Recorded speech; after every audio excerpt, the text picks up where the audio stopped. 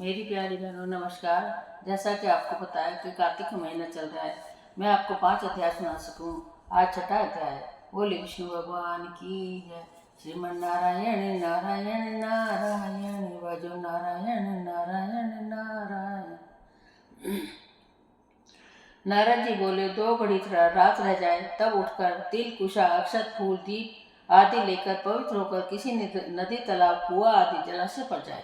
मनुष्यों की बनाई हुई नहर आदि देवताओं की बनाई हुई नदियों में संगम में स्नान करने से 10 गुना फल है। तीर्थ में उसका दुगना और विष्णु का स्मरण करके स्नान का संकल्प कर तीर्थ तथा देवता आदि को क्रम से अर्घ्य आदि दे और कहे, हे ऋषिकेश, इस मेरे अर्घ्य को ग्रहण करिए। आपको नमस्कार है। बैकुंठ में, प्रयाग में अथवा बद्रिकाश्रम में, जहाँ मुनि वेद और यज्ञों सहित जहाँ 3 प्रकार से विष्णु ने पद स्थापित किया है, वहाँ पर सब देवता हमारी रक्षा करें। हे कृष्ण, कार्तिक मास के देव अर्घ्य को ग्रहण कीजिए। भागीरथ विष्णु, शिव, सूर्य आदि को नमस्कार करके जल में घुसे और नाभि पर्यंत जल में घुसकर विधि पूर्वक स्नान करें। गृहस्थी तिल और आंवले का चूर्ण मिलाकर स्नान करे। विधवा स्त्री को, सन्यासी को तुलसी की जड़ की मिट्टी लगाकर स्नान करे। परंतु सप्तमी, अमावस्या, द्वितीय और त्रयोदशी इन तिथियों में आंवला और तिल न लगावे। स्नान मंत्र भक्ति भावना। जिन प्रभु ने देवताओं के कार्य के निमित्त रूप धारण किया था, वे कृपा करके मुझे पवित्र करें। विष्णु की आज्ञा से इंद्र सहित सब देवता कार्तिक के व्रत करने वाले की रक्षा करें।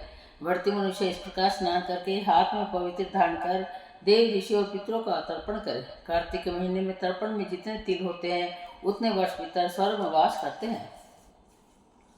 तदनंतर जल में से निकलकर पवित्र वस्त्र धारण कर प्रातःकाल के कर्मों का समाप्त कर हरि भगवान की अर्चना करें। तीर्थ और देवताओं को स्मरण करके भक्ति पूर्वक गंध, पुष्प और फलों से अर्घ्य प्रदान करें। तब वेद पाठी ब्राह्मणों को पूजन करें। ब्राह्मण विष्णु रूप है, इसलिए अपने कल्याण चाहने वाले कदापि इनका अपमान और विरोध न करें। फिर हरि की प्यारी तुलसी जी की पूजा कर परिक्रमा दे नमस्कार करें और कहो कि हे देवताओं में प्रथम तुम्हें बनाया, मुनियों ने पूजा है, सो तुम मेरे पाप को हरण करो। भक्तिपूर्वक पूर्वोक्त विधियों को करने के वाला नारायण का सालोक्यता प्राप्त होता है।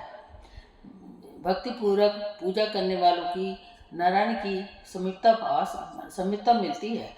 रोग और पातकों का नाश करने वाला, उत्तम बुद्धि, पुत्र और धन तथा मुक्ति देने वाला विष्णु भगवान के प्यारे कार्तिक के व्रतों के सिवा दूसरे व्रत उत्तम नहीं है। बोले विष्णु भगवान की जय। श्रीमन नारायण नारायण नारायण।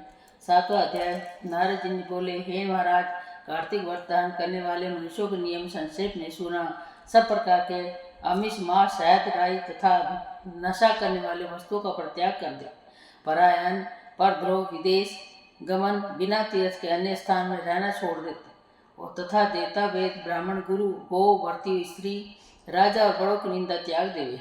दाल, तिल, तेल, खरीदा हुआ पकवान, भाव और सबसे दूषित वस्तु को छोड़ दे। जीवधारी को माँ का मांस, चूना, जबीरा का फल, मसूर, बासी अन्न खाए।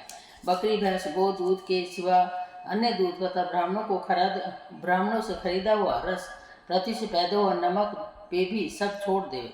तांबे के पात्र में रखा हुआ पंचगव्य, पोखर का जल और अपने आप पकाया हुआ अन्न मांस के तुल्य होता है, कहा गया है। तथा कार्तिक व्रती ब्रह्मचर्य से रहे, पृथ्वी पर शयन करे, पत्तों पर रखाए और चौथे पहर भोजन करे।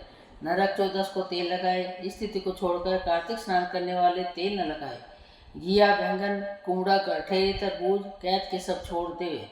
शिवद्रोह जो वेद से विपरीत चलने वाले किसे संभाषण न करे और तथा उपरोक्त मनुष्य हो को देखे अन्न को तथा दोबारा पकाया हुआ दूध अन्न को न खाए।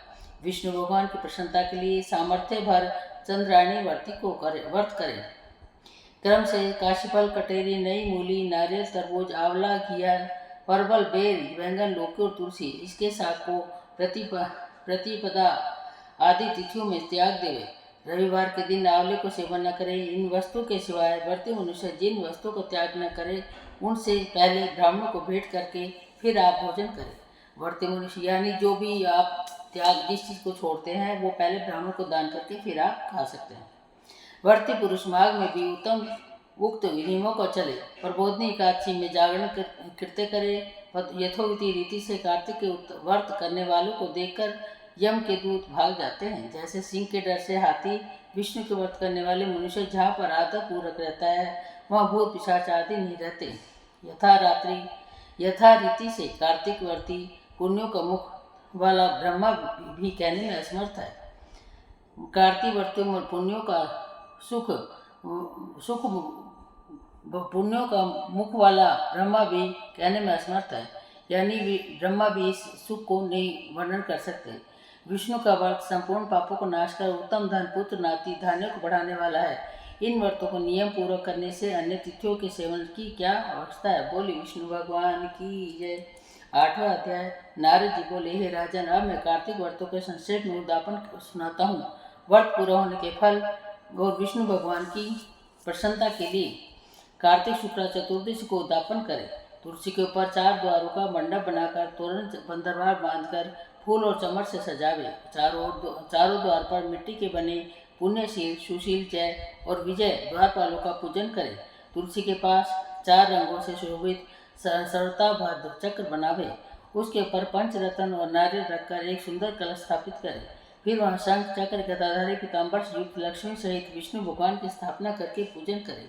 वर्ती पुरुष मंडल में इंद्र आदि को पूजे। द्वादशी को भगवान उठे, त्रयोदशी के देवताओं ने उनके दर्शन किए और चतुर्दशी को पूजन करे। उस दिन शांत और सावधानी से उपवास करे। गुरु की आज्ञा को प्राप्त करके भगवान कृष्ण की स्वर्णमयी प्रतिमा का पूजन षोडशोपचार से करके और विविध भोग अर्पण करे। रात्रि में जागरण कर भजन कीर्तन करता रहे। प्रातःकाल उठकर नित्य नियमित कर्म करे। पश्चात हवन करे, ब्राह्मणों को भोजन करावे, धन का लोभ छोड़कर यथाशक्ति दक्षिणा देवे। उपवास कर ऐसे बैकुंठ को पावे। इस बैकुंठ चतुर्दशी के महात्म को देवता और शेष 100 वर्ष में भी नहीं कह सकते। जो भगवान चक्रपाणि के जागरण में भक्ति पूर्वक आंगन में गायन और नृत्य करते हैं उनको सहस्र गौओं के दान का फल मिलता है। इस दिन विष्णु भगवान मत्स्य रूप हुए थे, अतः उनको प्रसन्न करने के लिए इस तिथि को उन ब्राह्मणों को खीर आदि अन्न का भोजन करावे तथा अतो देवा मंत्रों से तिल और खीर का हवन करे। तत्पश्चात यथाशक्ति दक्षिणा दे और नमस्कार करे, जिसके करने से अक्षय फल मिलता है। फिर विधि पूर्वक कपिला गौ का पूजन करे। उपदेश करने वाले